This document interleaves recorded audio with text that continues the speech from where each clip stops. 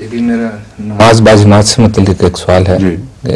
یہ تو ہم جانتے ہیں کہ عام مساجد میں اگر ایک نماز باجماعت ہو چکی ہو پھر بعض دوست بعد میں اپنی باجماعت نماز پڑھ سکتے ہیں. نہیں، مناسب نہیں ہے سوائے مسافروں کے لیے، اور مسافروں کو بھی تب اگر وہ اجازت دیں مقامی لوگ. ایک مسجد میں اگر امام کے سوا نمازیں شروع ہو جائیں تو ساری جمعیت ٹوٹ جائے اور سارا مقصد فوت ہو جائے. جو وحدت کا مقصد ہے نماز جماعت کے اندر وہ مقصد پارا پارا ہو جائے گا اگر آپ یہ اجازت دے دیں کہ 10-5 آئے نماز پڑھ لی اور پھر یہ متفرق ہو جائیں گے سارے.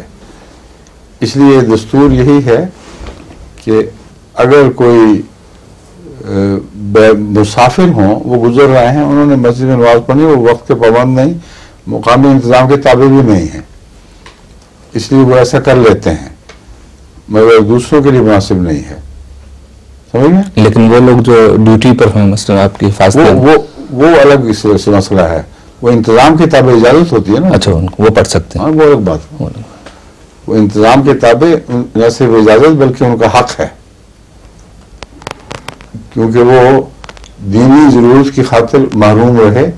چنانچہ قرآن کریم نے اس حق کو اتنا شدت سے تسلیم کیا ہے، خاص طور پر رسول اللہ علیہ وسلم کے پیچھے نماز پڑھنے کی خواہش کے تابع، کہ ایک ہی نماز میں دو مقتدی آ گئے، ایک ٹیم پہلے ایک بعد میں.